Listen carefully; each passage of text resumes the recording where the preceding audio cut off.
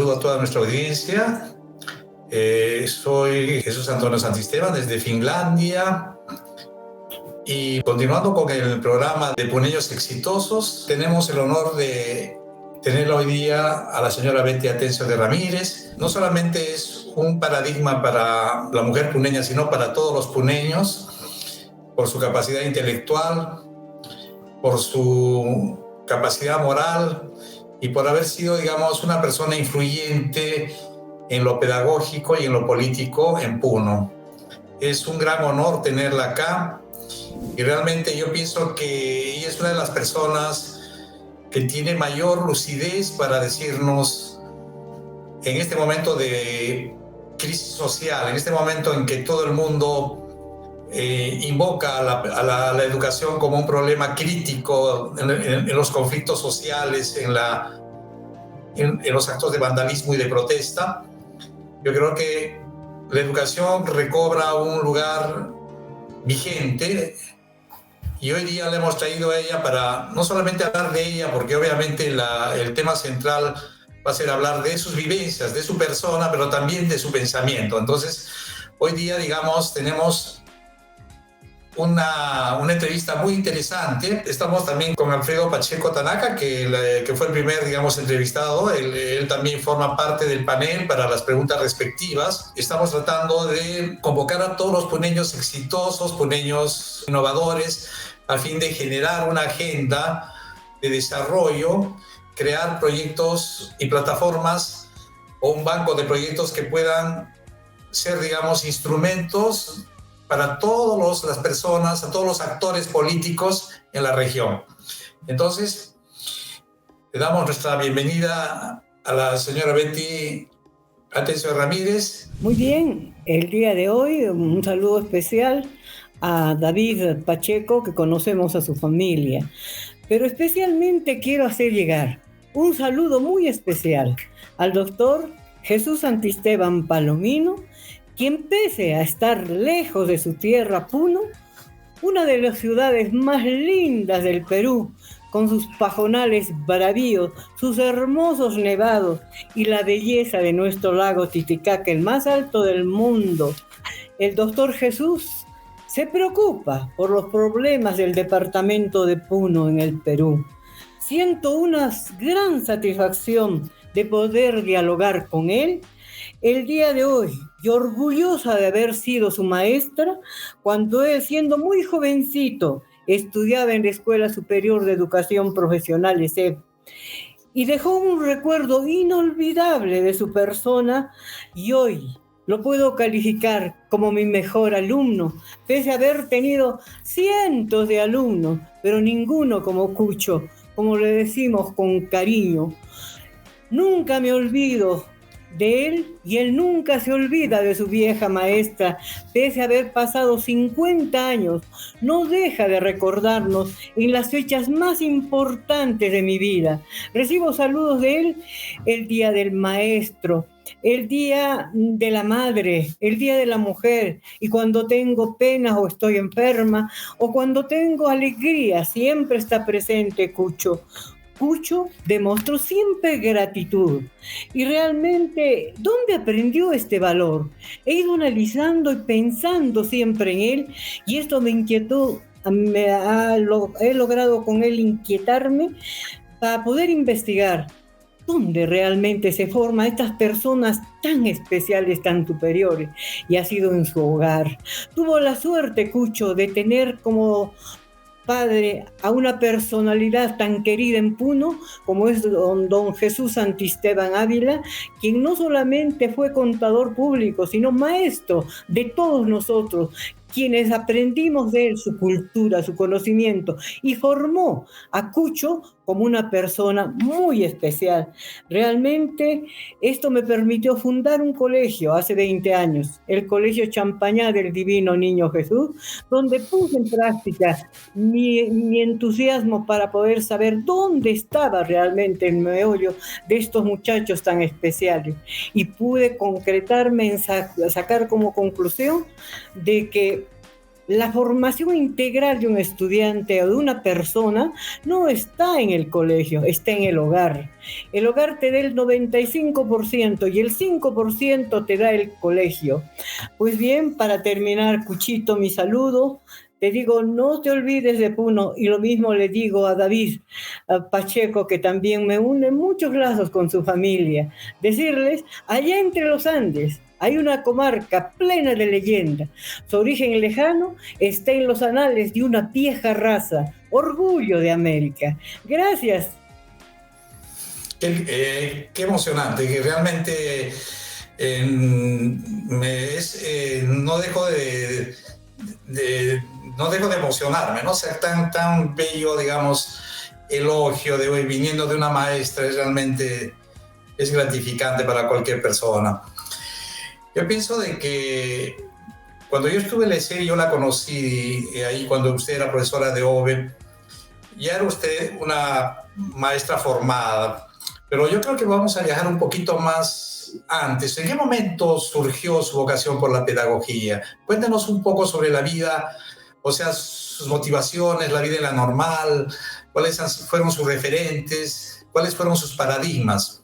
Mire, en realidad yo terminaba mis estudios en la ciudad de Arequipa y mi interés era seguir una carrera, la carrera de Derecho en la Universidad San Agustín. Pero en esos momentos, justamente mis padres, porque soy hija única, tuvieron la inquietud de trasladarme a Puno. Me dijeron, existe aquí una normal superior que es interesante. Te vas a formar en pocos años y vas a ser maestra. No lo sentí al comienzo en forma muy agradable, pero en realidad para mí representó María Auxiliadora algo importante, me transformó. Yo tenía otro tipo de pensamiento, pero con las hermanas salesianas, las hijas de María Auxiliadora, realmente logré aprender el trabajo que realizaban estas religiosas. En realidad, todas hemos sido internas y aprendimos una serie de valores. En realidad, por ser internas, teníamos una disciplina bastante rígida y estudiábamos muchísimo y había momentos de mucha recreación. Realmente pudimos convivir en esta época con compañeras todas puneñas. Ingresamos, me acuerdo, pues el grupo de las 12 puneñas, ¿no? De esa época. Hicimos tanta amistad y nos hemos querido tanto, y hasta ahora ellas son las tías de mis hijos y yo soy la hermana de ellas. Ya solamente en Puno hemos quedado 2, pero a nivel nacional nos seguimos comunicando con ellas. Ya no pueden venir a la tierra por algunos problemas de salud, pero sin embargo nunca se olvidan de comunicarse con nosotros desde donde estén, a esta tierra. Realmente en la Escuela Normal María Auxiliadora hemos aprendido en primera instancia la disciplina y la perseverancia que nos da la felicidad. Esto es importante resaltar. Asimismo, aprendí a enseñar. Me costó al comienzo, pero después llegué a amar la carrera de maestro, que se convirtió en parte de mi vida.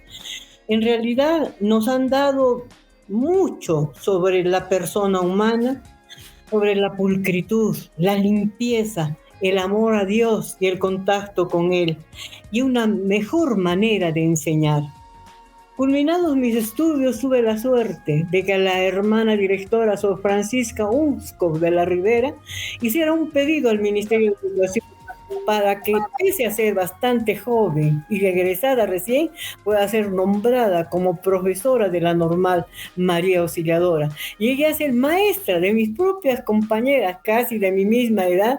Entonces esto me inquietó muchísimo a poderme superar, a poder estudiar, y entonces tuve que aprender estrategias, métodos, destrezas que me permitían llegar a las estudiantes que eran mis compañeras, y en realidad todas ellas me recuerdan con mucho cariño y mucho respeto, pese a haber sido mis amigas, mis compañeras de internado. Esto es lo que recuerdo de María Auxiliadora. Qué interesante. Señora Betisita, en ese entonces, cuando usted era estudiante, ya digamos, ¿había una unidad doctrinaria o había había discusiones en torno, por ejemplo, a la pedagogía de la educación alternativa, por ejemplo, José Antonio Encinas o Portugal Catacora. ¿Cómo era esa época? ¿Había, digamos, discusiones en torno a las doctrinas pedagógicas? Sí, mire, en realidad no se tomaba muy en cuenta esto porque ellas, las salesianas, tenían como método principal el sistema preventivo de Don Bosco. Entonces teníamos nosotros que adecuarnos a esto, todo por amor, nada por la fuerza. Era la situación básica de esta formación.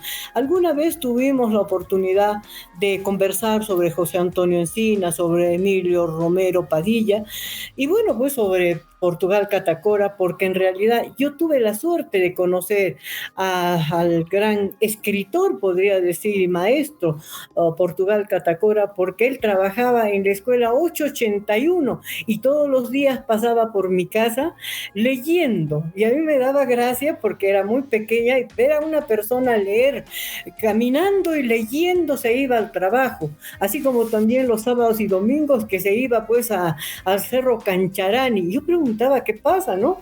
Y entonces sacaba la conclusión de que él tanto leyó que se calificó también, que llegó a ser catedrático de la Universidad de San Marcos, una persona, y tiene libros pues importantísimos. En relación a José Antonio Encinas, ustedes saben perfectamente que él propugnó una escuela con espíritu de igualdad social y solidaridad, ¿no? Pensamiento que en ese momento, en el momento en que José Antonio Encinas se pone presente como puneño, en realidad se veía un rezago. Y había exclusión, ¿no? En ese tiempo, y se originado por el indigenismo y la lucha por la reivindicación, ¿no? Entonces, lo importante de su escuela nueva en el Perú fue la alternativa diferente a la educación implantada, donde la rigidez y la intolerancia hacia las escuelas no tenía diferencia con una cárcel, ¿no? Y entonces propugnó José Antonio Encina que sea el estudiante libre de pensamiento y de acción para que en la escuela participe como elemento de primer orden en la vida social. Por eso él decía, el más alto cargo que un ciudadano puede desempeñar en una democracia es la de ser maestro de escuela. Lo que me impactó en mi vida, leí muchísimo sobre José Antonio Encina y en realidad creía él que la primaria era un laboratorio donde te podía conocer la naturaleza infantil y dosificar la cantidad y calidad de conocimientos destinados para cada estudiante, lo que apliqué en todo momento. En el caso, por ejemplo, de Emilio Romero Padilla, lo admiré por una situación. Primero lo conocí por la monografía de Puno, que tú también seguro la has visto, pues tremendos tomos, pero interesante. Y entonces me interesé por el ministro de Educación, pero él primero era profesor, estudió en la escuelita 881 y fue profesor después de esta escuelita. Es abogado, historiador y político. Bueno, él ya llegó a lo más grande, ser ministro de Educación en esa parte, ¿no? Y entonces él, por ejemplo, tenía como base que la escuela debía hacerse por grados de madurez y propugnó una educación libertaria. Es lo que nosotros captamos de Emilio Romero Padilla, pero a José Antonio Encinas lo llamamos el maestro de maestros, ¿no? Claro. Atención su forma de ser. Sí. O sea, él se refería a grado de madurez, o sea, por ejemplo, que la edad no era un criterio para clasificarlos en las clases, sino por el nivel de aprendizaje. ¿A qué se refiere con nivel de madurez? En realidad, la situación de madurez indica de que el alumno puede avanzar. O sea, si un alumno rinde adecuadamente, ese alumno puede avanzar en sus estudios. Si estaba en primer año, le correspondía el segundo, si estaba en segundo, le correspondía el tercero y así sucesivamente, ¿no? En realidad, claro, Y esto se hizo en el colegio experimental, ¿no? Que ahora se llama la escuelita de Oaxapata, ¿no? Pero en realidad ahí se experimentó. Y tenemos personalidades que han acabado su primaria, pues, en poco tiempo. Mira, un caso anecdótico fue que yo estudiaba en el colegio Merinol cuando era pequeña. Y uno de mis compañeros fue gran profesor, maestro y escritor, Luis Cáceres. Luis Cáceres, por situaciones especiales, lo trasladó su papá, que era pues una persona muy respetable en Puno, el único fiscal de Puno, lo trasladaron justo a este colegio experimental y él avanzó, porque era un muchacho muy inteligente, muy O sea, perdón, se refiere a Cátulo, a Cátulo. Cátulo, que ya falleció, sinceramente, Sí, ¿no? sí. Respeto y mi saludo a Cátulo. Excelente, excelente profesor, excelente profesor. Excelente, Sí. sí. Señora Betisita, cuando usted llegó al ESEF, usted ya tenía muchas inquietudes sobre educación alternativa, sobre educación crítica, educación reflexiva. Y en ese momento yo pienso que ya la pedagogía entró en una fase, digamos, de controversia o de polarización, ¿no es cierto? Porque obviamente la ley 19326, la Ley General de Educación, creaba las ESEPs, creaba, quizás fue la reforma más, vamos a decir, digamos, relevante que hubo en la historia de la educación en el Perú, ¿no? Porque obviamente era una transformación no solamente en los métodos, no solamente en los rituales, no solamente en los contenidos. En la ESEP se logró reclutar a los mejores profesores de Puno, realmente, y yo tuve la suerte de ir al ESEP y puedo decir, no en reciprocidad a sus halagos, ¿no? De que a pesar de que yo estudié en San Marcos, en San Fernando, en la Universidad de Helsinki, mi alma mater es la ESEP. Y lo digo no solamente por todo lo que vivencialmente he vivido, sino es por, digamos, la calidad de docentes. Yo siempre me pongo a pensar y me pongo a reflexionar, ¿no? O sea, cuando estamos hablando de la educación pública, y muchas veces hablamos como de la deteriorada educación pública, pero yo me pongo a pensar, yo he asistido a la escuela pública y he recibido una educación de calidad. Sí. Entonces yo la pregunta que le hago, por ejemplo, a ver, ¿cómo usted llegó al ESEM? ¿Cómo fue usted antes del ESEM y cómo el ESEM la transformó? Mire, en realidad trabajaba en la Escuela Normal Superior María Auxiliadora desde que tuve pues 20 años, 21.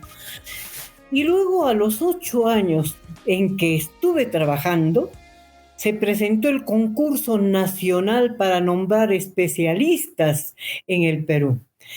Y entonces yo era muy joven para esa época, porque veía que en la escuela normal se inscribían ya los que iban a concursar las plazas para Puno, para la Dirección Regional de Educación.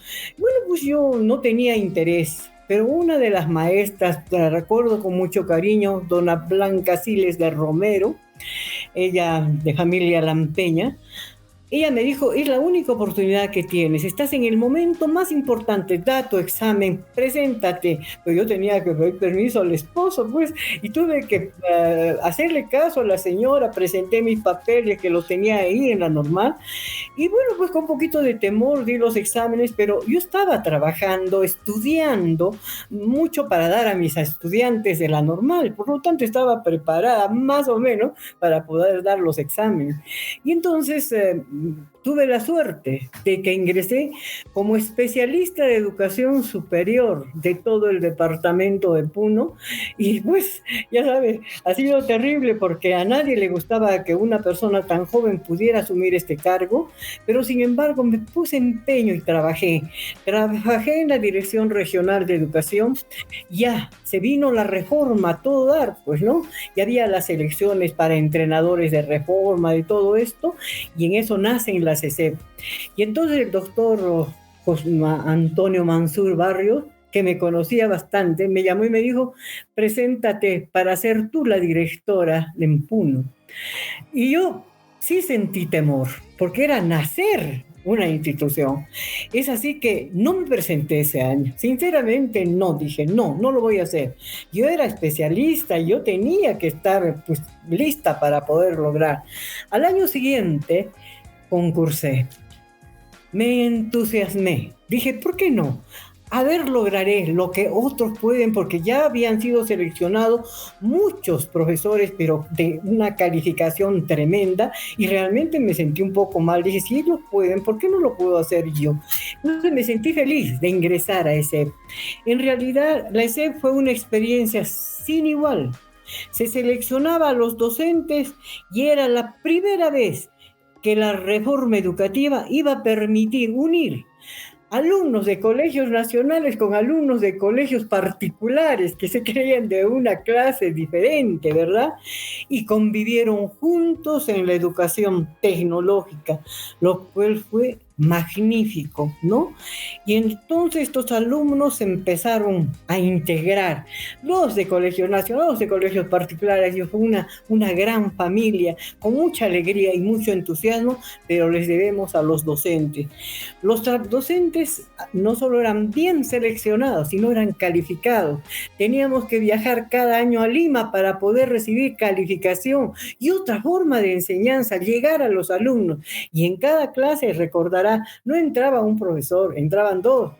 Uno hacía la motivación, etc. Yo estaba viendo la captación para llegar al momento de la investigación, que era una pregunta que se hacía y se utilizaba el Phillips 66, te recordarás, para poder sacar las conclusiones del caso, y participaban todos, se peleaban, etc. Pero estaba el otro profesor, los dos profesores comenzaban a observar y complementar todo lo que se había hecho. Realmente esta educación fue de calidad y un espacio único y diferente que se hizo en esa casona vieja de Salcedo, donde tú también te educaste. Cada estudiante después tuvo la satisfacción de seguir otras carreras profesionales, como tú, por ejemplo, te hiciste médico, ¿no? Como tus compañeros que son ahora abogados, han llegado a cargos muy grandes y realmente son algo tan especial. Todas personas tan buenas, tan interesantes. Nos hemos encontrado hace algunos años, después de 50 años, y los he visto bien cambiados, pero todos han triunfado en la vida. Y algunos que no lograron seguir otras carreras profesionales, ahora trabajan solamente como bachilleres de ese, pero han logrado, pues, ¿qué te puedo decir? Mucha más comodidad y riqueza que los que han llegado a ser profesionales. Tú conoces a muchos de ellos, tus propios compañeros, y esto nos llena de satisfacción. Nos encontramos siempre con ellos y nos saludamos. No, nunca se olvida de nuestra querida ESEP. Señora Betisita, yo creo que absolutamente todos creemos que nuestra generación fue la mejor, ¿no? En cambio, usted, digamos, que ha visto desfilar tantas generaciones, ¿no? Por ejemplo, mi generación era una generación que leía, ¿no? O sea, yo me acuerdo con Miguel Pino. Miguel Pino había leído El Tesoro de la Juventud cuando estaba en primaria, ¿no? Entonces, cuando nosotros teníamos 15, 16, competíamos por leer, ¿no? Él me prestó varios libros, El Poder Invisible de Bahía Tuesta, y leíamos, era una competencia brutal por la lectura. Así es. ¿En qué momento en la educación se deterioró el hábito de la lectura?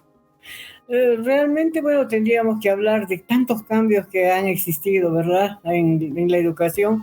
Y actualmente el alumno ya no lee, porque lo tiene todo listo en el internet. Ya no lee nada. Yo me acuerdo que tú vendiste tu bicicleta para comprarte los libros y te hiciste de cantidad de libros. Recuerdo tu inquietud de querer saber más. Por eso ibas conmigo a las clases de sociología en la Universidad Nacional del Altiplano y te encantaba. Y yo asustada porque se daba bastante marxismo, ¿verdad? Entonces yo decía, ¿qué va a hacer? Pues este niño en realidad que me acompaña a las clases. Pero para mí es un gusto, por ejemplo, recordar a Miguelito Pino. En realidad es muy buena persona. Él se integra bastante con Carlos porque los dos son abogados, pero es una persona respetable y realmente tiene opiniones muy interesantes a nivel de Puno. Yo quisiera que lo entrevistes algún día y realmente él Sí, sí. continúa en sus estudios y ha viajado por muchos países, especialmente Alemania, donde tiene, bueno, ha casado con una dama alemana y ella vive en Puno. Realmente es muy buena persona y nosotros los recordamos siempre con cariño, pero como niños, como los chicos que conocimos. En realidad ya ustedes son todas unas personalidades. Yo me siento orgullosa y feliz de haber estado con ustedes en la vida. Señora Betisita, usted también estudió sociología. Así es. ¿Y de qué manera la sociología enriqueció su concepción pedagógica? ¿Cómo se potenciaron las dos profesiones? Cuéntenos un poco sobre sus estudios de sociología. Mira, Cuchito, en realidad yo estudié sociología para calificarme un poco más y poder dominar investigación, porque en sociología se daba mucho investigación, pero cuando yo entré, y tú eres testigo, lo que más influía en la universidad era la formación marxista, ¿no? De todos los estudiantes. Un poco me chocó por la formación católica que yo tenía, pero tuve que adecuarme al momento y estar con esos muchachos que iban a ser mis compañeros. Pero por otro lado me permitió, en realidad, ese tipo de filosofía que nos dieron en la universidad en esas épocas y lo puse en práctica en mi vida misma. Esto fue importante. He logrado hacer algunas investigaciones. Primero comencé con los barrios de mi tierra, los barrios de Puno. Luego migraciones del campo a la ciudad. ¿Cómo venían, no? Todos los del sector sur, los de Juli, Chucuito, Ácora, Ilave, etcétera, hasta la mitad de Puno, ¿no? Es interesante. Hasta calle Puno. Y todos los que venían del lado norte, pues Mañazo, etcétera, en el sector norte a partir de calle Puno hacia Parque Pino, podríamos decir. Y los que venían de migraciones del lago Titicaca de las islas, se han colocado lo que llamamos el barrio porteño, por ejemplo, ¿no? Entonces tú vas analizando las familias y tú te das cuenta, porque yo soy del barrio Victoria. El barrio Victoria está justo formado por migrantes de Juli, Santa Rosa de Juli, de Ilave, de Ácora, Chucuito, etcétera. Bueno, interesantes cosas que aprendí, justamente me permitieron hacer estas investigaciones. ¿Y sabes lo que me permitió? Realmente ponerme al servicio de la colectividad. Entonces yo pertenecí a varias instituciones y pertenezco al Hogar de la Madre, a la Liga del Cáncer, al Comité Dame la Mano que lo fundé y al Club de Leones, donde fui la primera mujer que fue invitada por varones a formar parte de un club y luego presidenta de este club de varones en aquellos años, ¿no? Y ahora sigo trabajando, pero me enseñaron el servir a quienes más lo necesitaban. Y estas instituciones donde yo participaba me permitían llegar a lugares donde, ¿qué te puedo decir? Donde nadie llegaba, nadie se acordaba y nosotros teníamos que servir, identificarnos con nuestro pueblo y saber de las necesidades que tenía nuestro pueblo. Esto es importante. En realidad... Usted, señora Betisita, realmente impresionante porque usted... el altruismo, ¿no? Como de las virtudes intrínsecas de su persona, lo ha llevado, digamos, hacia la política. Usted ha sido un activista, no en el sentido de política partidaria, sino obviamente a través de organizaciones no gubernamentales, instituciones. Usted ha sido secretaria de la región y también ha sido, digamos, concejal Yo soy de los que creo en que la política es sumamente importante, ¿no? Porque obviamente si es que vivimos una crisis como la que estamos viviendo es porque obviamente hemos dejado que otros actores con ganancias secundarias ocupen esos espacios que deberían ser llenados por la gente altruista, ¿no? Sí. Entonces usted es, digamos, un ejemplo de lo que, digamos, del ejercicio altruista de la política. Así es. Mira, Cuéntenos su experiencia, cómo se ha ido involucrando y qué es lo positivo y lo negativo de todo ello.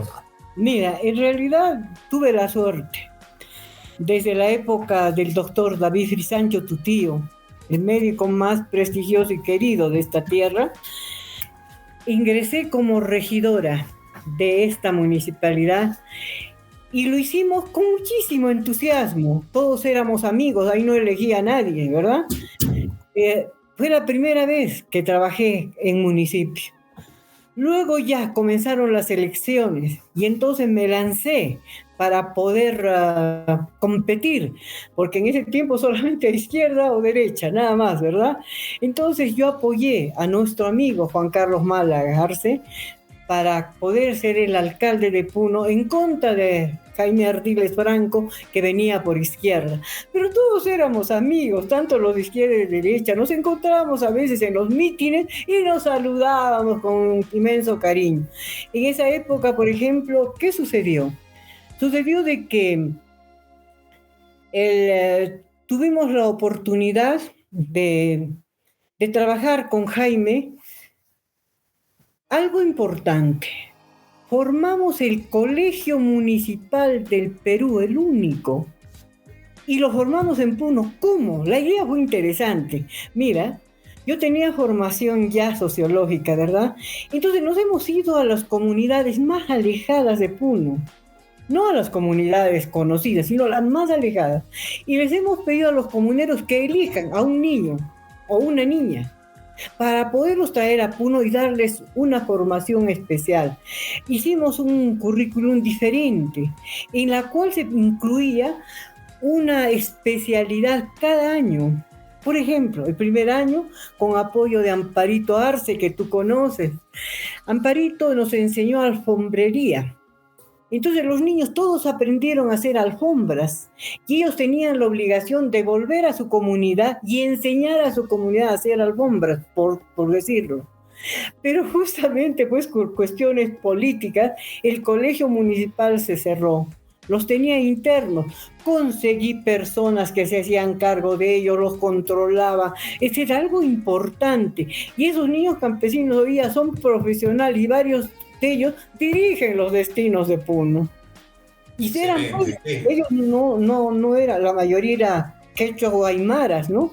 Y tuvieron que aprender el castellano, tuvieron que identificarse y compartir con nosotros. Fue interesante.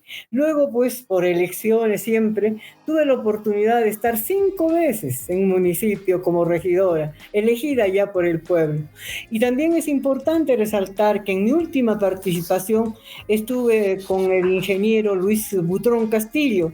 Con Luis Butrón, inteligentemente, los regidores, pues estábamos formados con, te cuento, personas conocidas como Romilio Quintanilla, Tirso Vargas, que estaba en ESEP también, competimos apoyando no a Butrón, sino apoyando a Mariano Portugal, que habíamos sido sus regidores. Pasamos y algo interesante nos planteó el ingeniero Butrón. ¿Por qué no ceden sus viáticos, sus dietas que se llama, para poder comprar laptops? Porque ya se comenzaba a ver la situación del cambio tecnológico, ¿no?, que necesitaban las escuelas.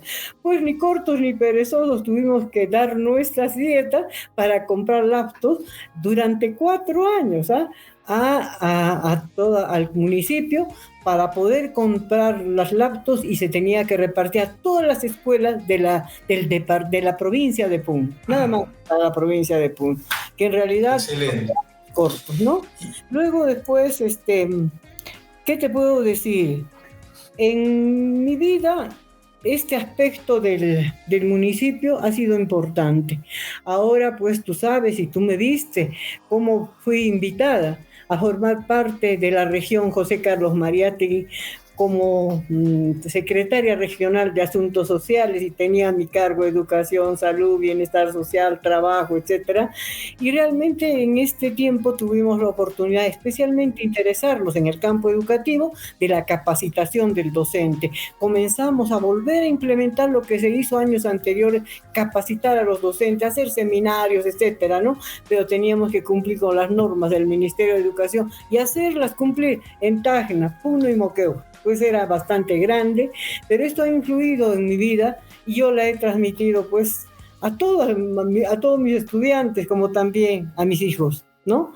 Entonces, esa es la realidad. Excelente. Yo creo que se tocan dos temas, ¿no? Lo que es, digamos, la innovación tecnológica, la brecha digital o, digamos, la pedagogía digital.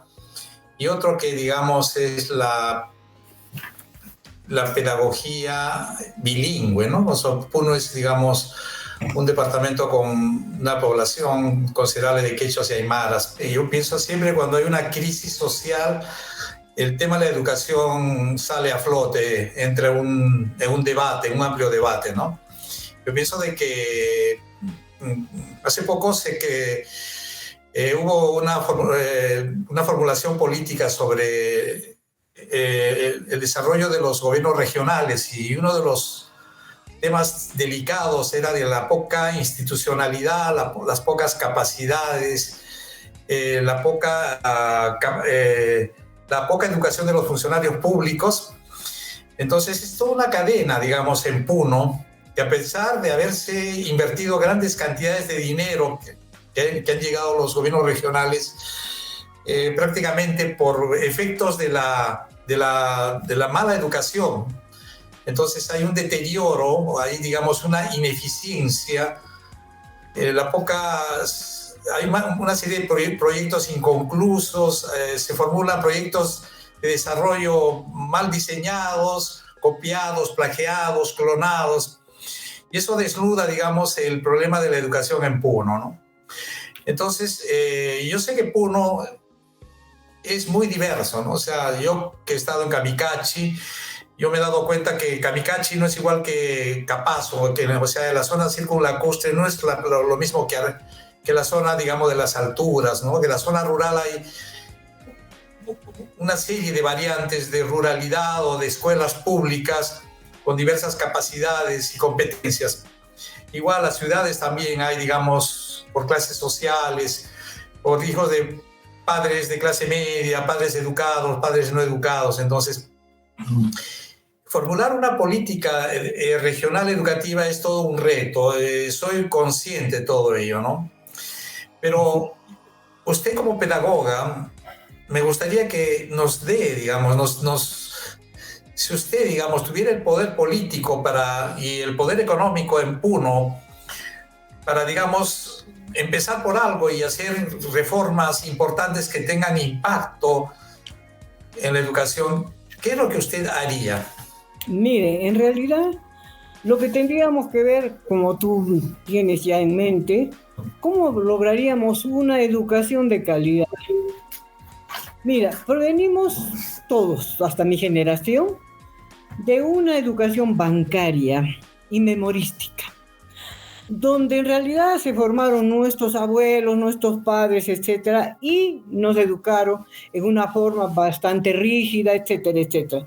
Entonces esto se ha convertido en una situación especial en los padres de familia de esta época. Dicen, lo que yo he vivido, no quiero que pasen mis hijos. Entonces yo tengo que darles una felicidad tremenda, ¿no? Mi niño tiene que ser feliz. En realidad, sus deberes son mínimos y sus responsabilidades no se cumplen. O se mantiene en un ambiente de conformismo, ¿no? Lo que en realidad permite a los niños dedicarse solamente a los videojuegos, a la diversión, y en realidad eso es lo que manda su vida. Eso es lo que tenemos. Entonces, lo cual no es bueno, pues el hogar es donde se recibe la primera y más importante educación. ¿no? No debemos permitir el conformismo, ni la mala crianza, ni la tolerancia absoluta.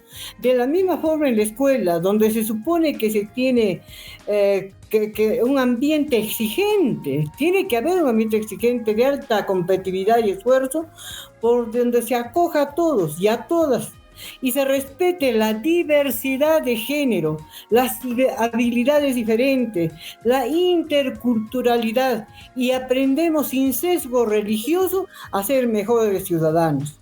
Yo creo que la educación de calidad debe tener primero buenos docentes, bastante calificados y reconocidos, claridad en la currícula y los métodos de enseñanza, utilizando herramientas tecnológicas, pero que le permitan incentivar la proactividad del alumno, a quien deberían consultarle qué quieres aprender y con quién quisieras hacerlo, ¿no? Esto es importante, ¿no? En realidad, así tendríamos nosotros mejores estudiantes, ¿no? No necesitamos enormes infraestructuras, hermosas infraestructuras vacías, sin vida. Nos faltaría solamente un rinconcito ordenado, limpio, pulcro, donde el estudiante se sienta feliz y con la alegría de vivir que se la deben imponer sus maestros. Esto es importante en la vida, porque en realidad, Cucho, tenemos que reconocer, no hacer una apología al error. Estamos mal. Por ejemplo, ahora estamos tan modernos que el papá no es papá, es el amigo, y no es así. El papá es papá, el amigo es amigo. No, pues mi chocho, oye viejo, no, a mí se me respeta porque soy el papá.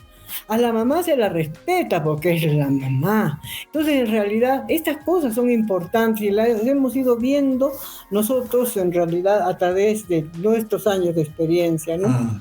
En realidad, tenemos crisis en Puno, una crisis tremenda, y esto tiene que analizarse que la educación parte del hogar.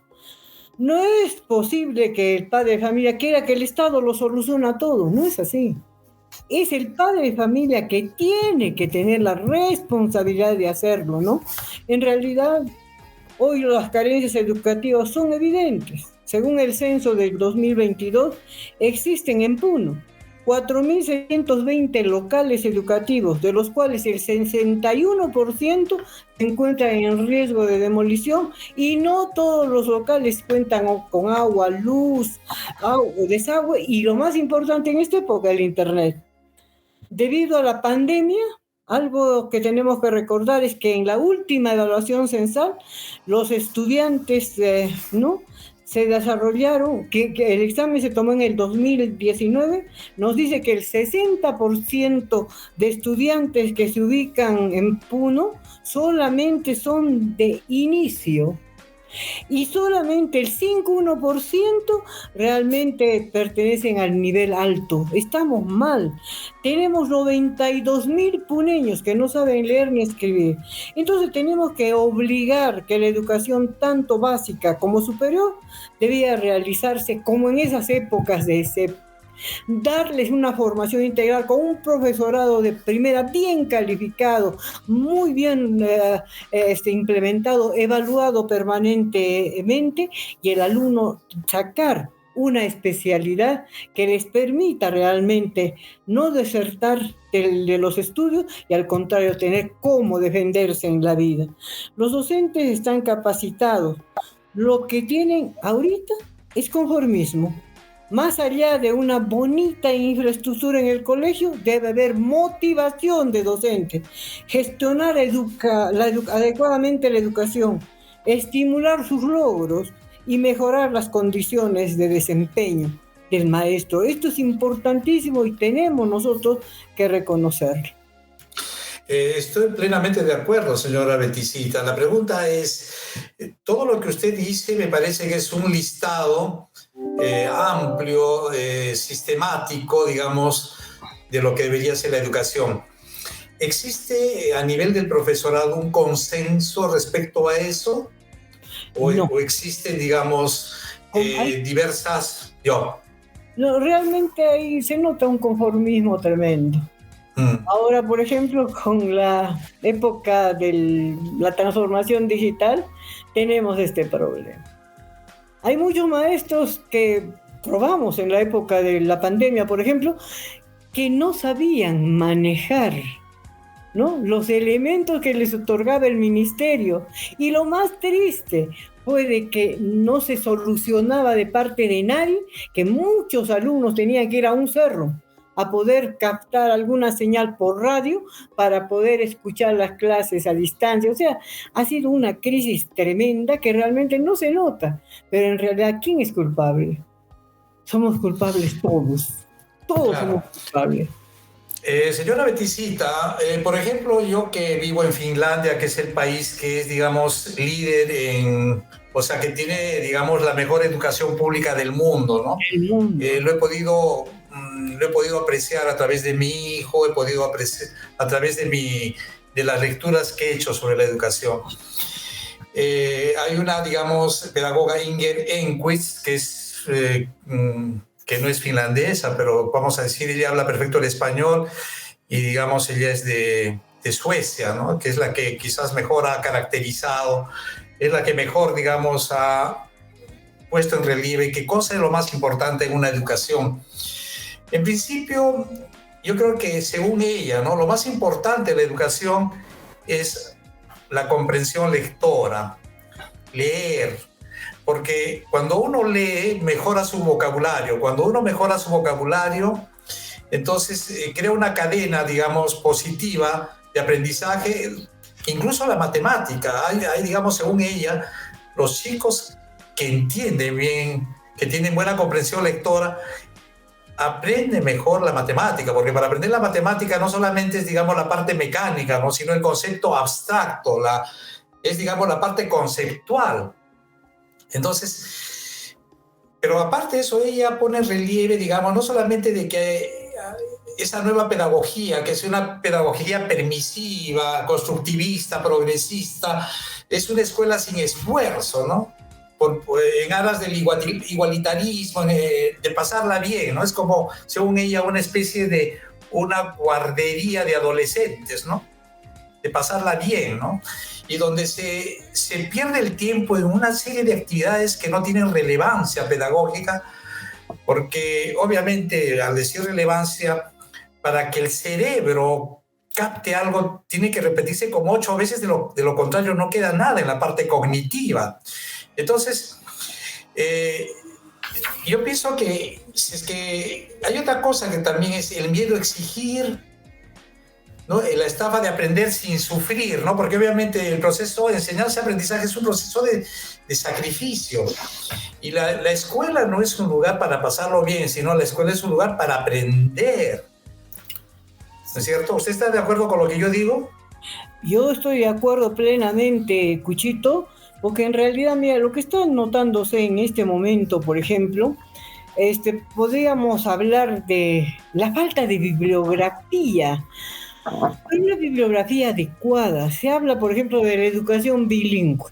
Se ha mejorado en Puno y en el Perú la educación bilingüe. Realmente, bueno, pues en estos 10 últimos años se ha mejorado tremendamente. Pero ¿qué es lo que falta? En realidad se insere la convivencia intercultural entre los quechuas, aymaras y castellano hablantes, ¿no? Estamos errando bastante en la falta de bibliografía. ¿Y sabes lo más triste, Cuchito? Es que cursos tan importantes como son, por ejemplo, idioma extranjero, ahora se ha convertido simple y llanamente en un curso de, ¿qué te puedo decir? Solamente en un curso de complementario. Este curso complementario no es dictado por especialistas o gente que domine el idioma, sino profesores de otras especialidades que, bueno, sacan un diploma por ahí de inglés, etcétera, y van a dictar a las clases improvisando la clase. ¿Y qué sucede? que el niño pues sale de la secundaria sin poder realmente lograr sus aspiraciones. Él quiso aprender inglés, pero no puede. ¿Por qué? Porque no está diciendo dictado por gente que realmente debe hacerlo, ¿no? Entonces, por ejemplo, hay una falla tremenda, porque el inglés es internacional y tienen ellos que dominar. Entonces, ¿qué hacen los padres de familia que pueden? Los ponen a academias de inglés, etcétera, para que puedan mejorar. Pero el colegio no le está dando nada. Porque es un curso complementario de relleno, ¿no? Que tiene que llenarse, ¿no? Y está mal, ¿no? Entonces, perdóname, Alfredo, ¿tienes una pregunta relacionada? Sí, muchas gracias. Sí, bueno, yo también tenía a mi hijo tengo a mi hijo que él estudió en Japón en el colegio, ¿no? Entonces ahora vemos que en Europa, lo que usted dice ahora, eso también pasa en Europa, ¿no? A diferencia de que en Finlandia es diferente, ¿no? De que son muy permisivos para los estudiantes, ¿no? Los estudiantes quieren tener más derecho a todo, ¿no? Pero también más importante es, por ejemplo, nosotros queremos en Perú que uno tenga 2, 3 años y empiece a leer, ¿no? Pero uno empieza a leer, pero como loro, pero no entiende, ¿no? No entiende. Entonces, no entiende, porque tiene que tener una cierta edad para poder leer. Claro, en español, por ejemplo, es más fácil, ¿no? Porque un niño viene 2, 3 años, empieza a leer, pero no entiende. Por ejemplo, en el japonés es diferente, ¿no? O en otros países, por ejemplo, en el Asia, primero se les enseña a ser personas, ¿no? No tanto el conocimiento, no tanto que sepa matemáticas, que sepa leer, ¿no? Primero se enseña a ser personas, se les enseña a ser limpios, ¿no? Estar con los compañeros, ¿no? Y después ya lo demás llega más fácilmente, ¿no? Porque va a llegar un momento a los 7 años que recién van a poder empezar a entender lo que leen, ¿no? En Japón todavía es diferente porque tienen 3 alfabetos y empiezan a leer cuando terminan la primaria, ¿no? Claro. Entonces, y ahora esto va a ser más importante porque ahora la información lo se puede aprender, ¿no? Como dentro de poco tiempo uno puede tener información en internet, en la computadora, pero lo que tienen que enseñar los profesores ahora es a ser gentes, a ser personas, ¿no? Y eso es muy importante, eso va a ser diferenciar, porque el conocimiento se va a tener, pero lo que se va a necesitar son profesores que enseñen a los niños a ser humanos, no a ser máquinas. Entonces eso me parece que va a ser muy importante en el futuro, ¿no? Los profesores van a ser muy importantes para poder diferenciarnos de las máquinas, ¿no? Entonces, los profesores tienen que ser realmente muy importantes para enseñar que son seres humanos, ¿no? Y no son máquinas. Sí, realmente. Yo estoy de acuerdo con David en todo lo que nos ha implementado, esa realidad del Japón, por ejemplo, y de países del Asia. En realidad, mira, David, lo mismo Cuchito, al comienzo indiqué algo importante. Yo hace 20 años he creado un colegio que se llama Champañá del Divino Niño Jesús. Ese colegio tiene como base el amor y la alegría de vivir. Oye, he experimentado tanto con estos niños desde primer grado hasta 5º año de secundaria, es un grupo. Entonces les hemos enseñado a vivir, a convivir en amistad, con cariño, con respeto a ellos mismos y respeto a los demás. Y ante todo, si tú le das a un alumno cariño, le das comprensión, dialogas con él, el niño va adecuándose a esa forma de ser, porque copia de su maestro, copia de sus directivos la forma de ser de ellos. Entonces nosotros hemos tenido muchísimo cuidado. Trabajábamos desde las 7 de la mañana hasta las 6 de la tarde. No, una forma pero interesante. No solamente se les daba conocimiento, sino ante todo los preparamos en valores. Y algo importante, hacemos ejercitar en ellos bastante las artes. Ellos hacen bastante, les puedo decir, poesía, canciones, música. Implementamos talleres, ¿no? Donde ellos tenían que integrarse y poder trabajar. Mira, los resultados han sido fabulosos. Estos chicos no solo han sido buenos estudiantes, sino lo más importante ha sido que estos niños han destacado en las universidades de Puno y Arequipa, porque hemos recibido los premios respectivos hace poco nomás de la Universidad Católica de Arequipa, de haber formado tan eficientemente a un estudiante, al estudiante Jesús Ronquillo Mallea, puneño.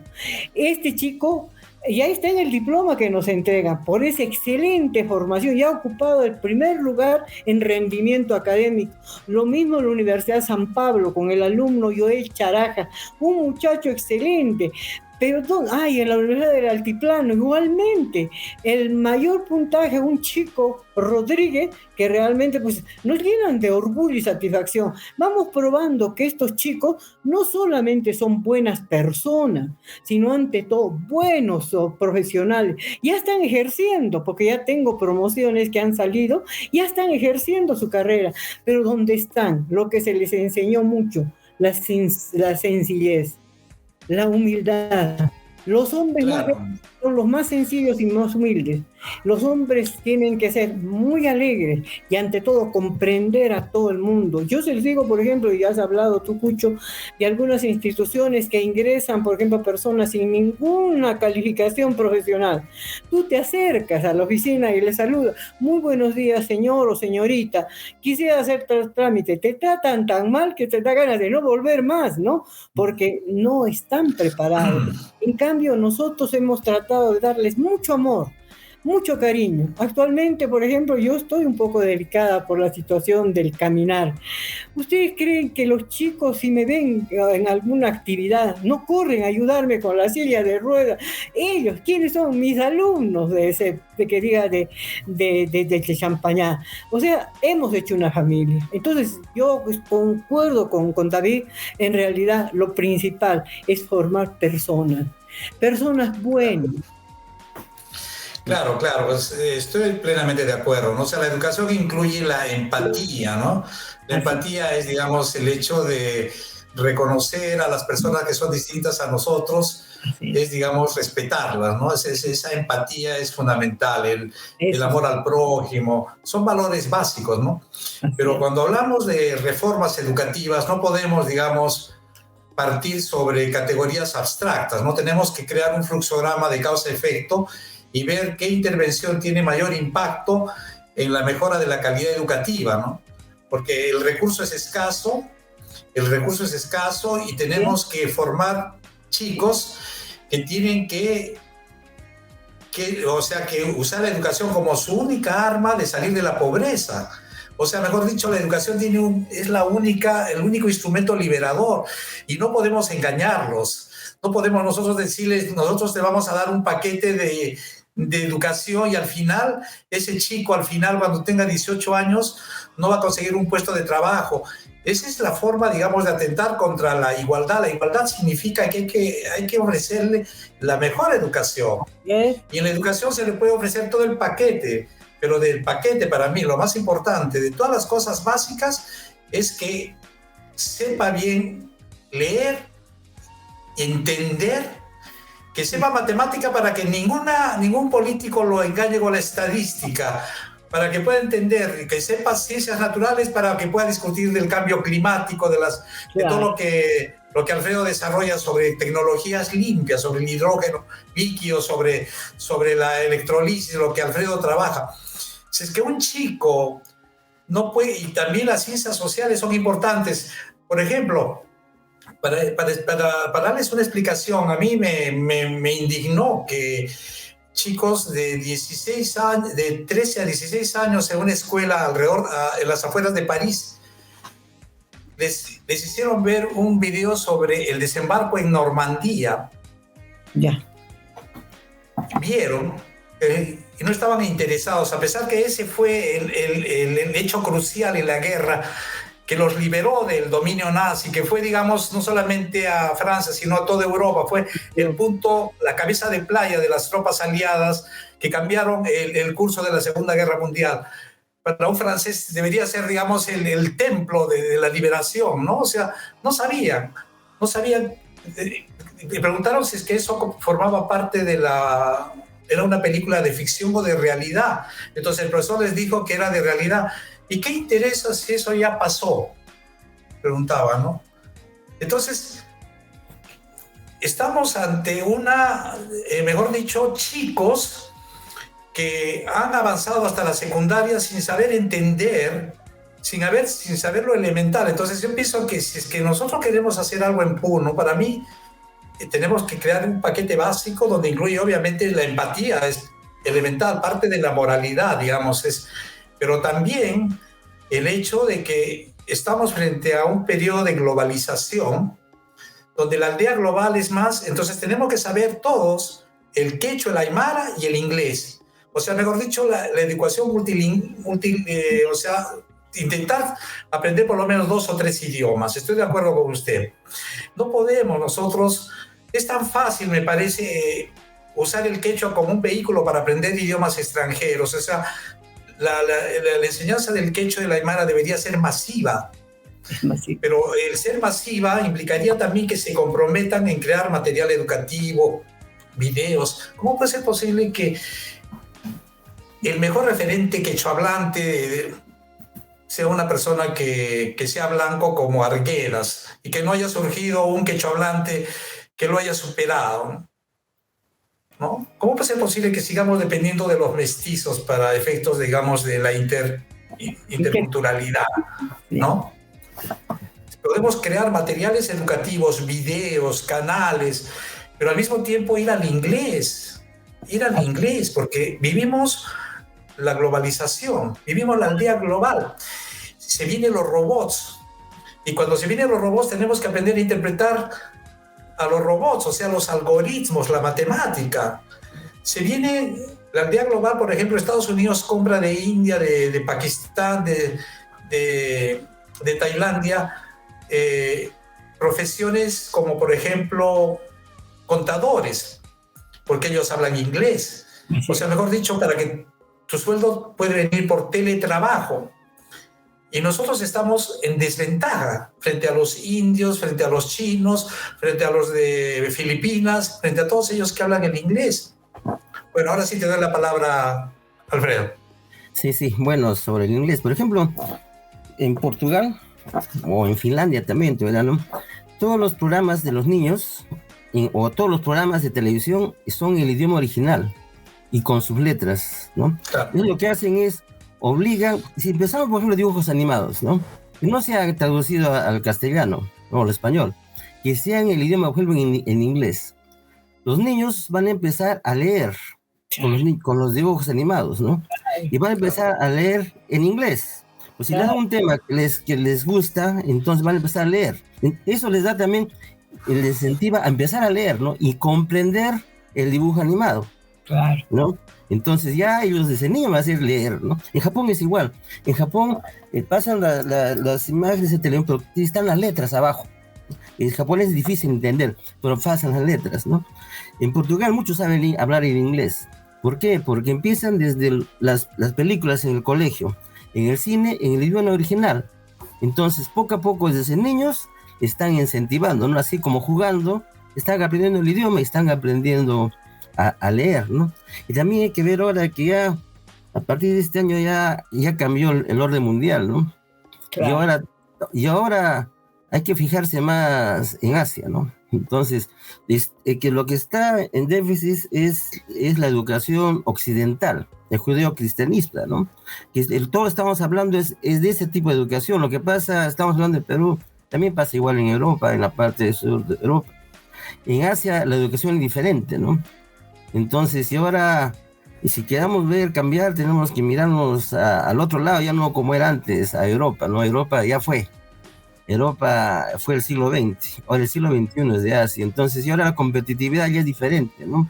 Allá se respeta más el conocimiento, no como otros países que le interesa más el dinero, no, allá se ve más el conocimiento, el reconocimiento al conocimiento, ¿no? Entonces si tenemos los valores más que lo que vale el dinero, sino el conocimiento, ya va cambiando la forma de pensar, ¿no? Y también, por ejemplo, en Japón, en el jardín, las actividades se hacen en un patio que es de tierra y todos los niños y los profesores están sin zapatos en la actividad, en el patio. Ahora, si uno tomaría una foto de un jardín en Perú y un jardín en Japón, ¿cuál sería el país rico?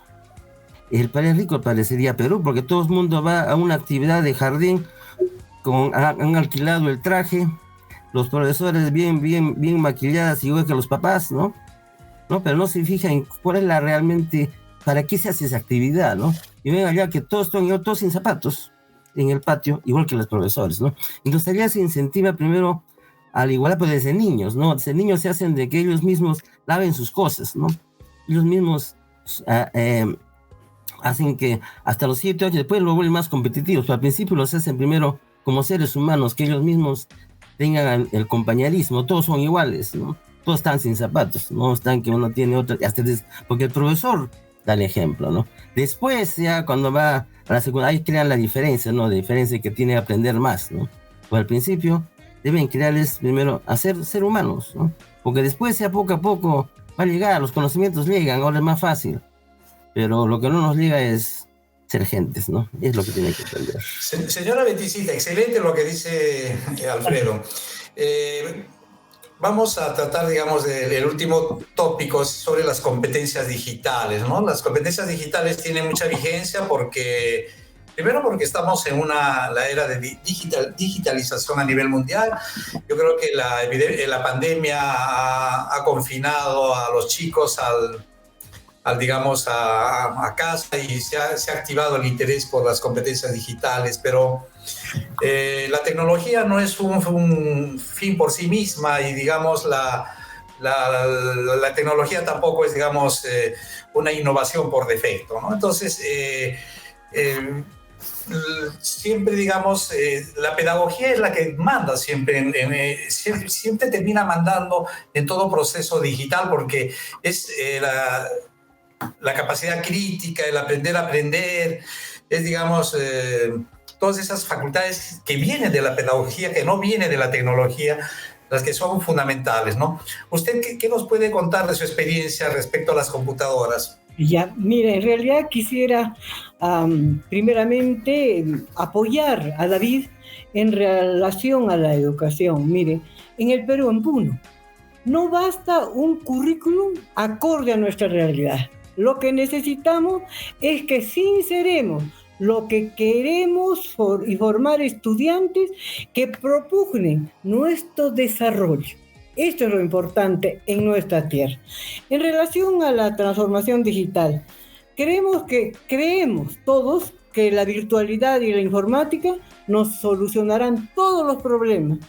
Y creo que esto no es así.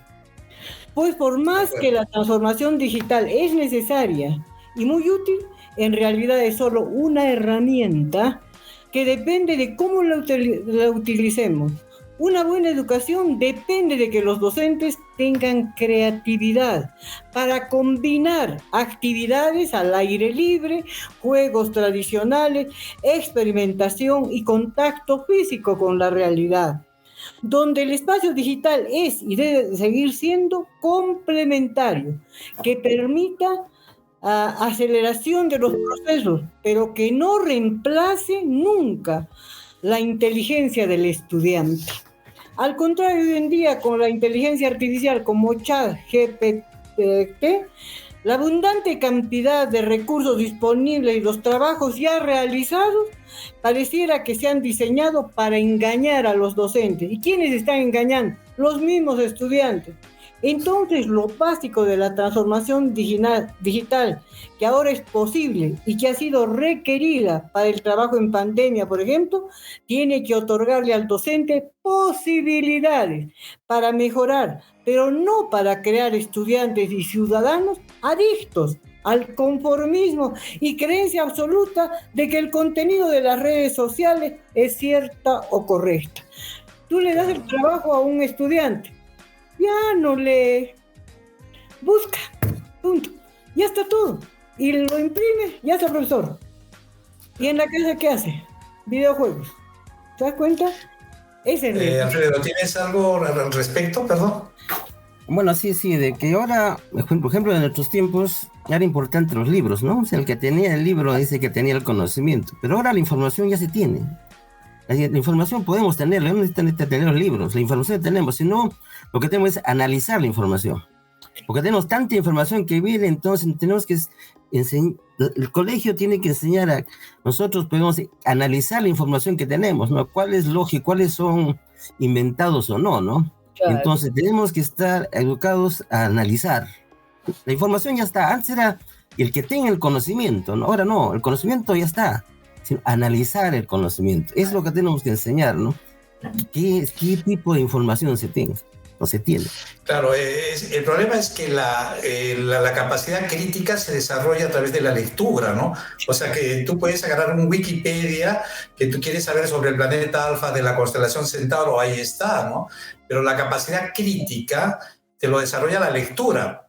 O sea, ¿qué cosa es la capacidad crítica? Es el armar en varias dimensiones un problema y, digamos, y tener una estereovisión de un fenómeno.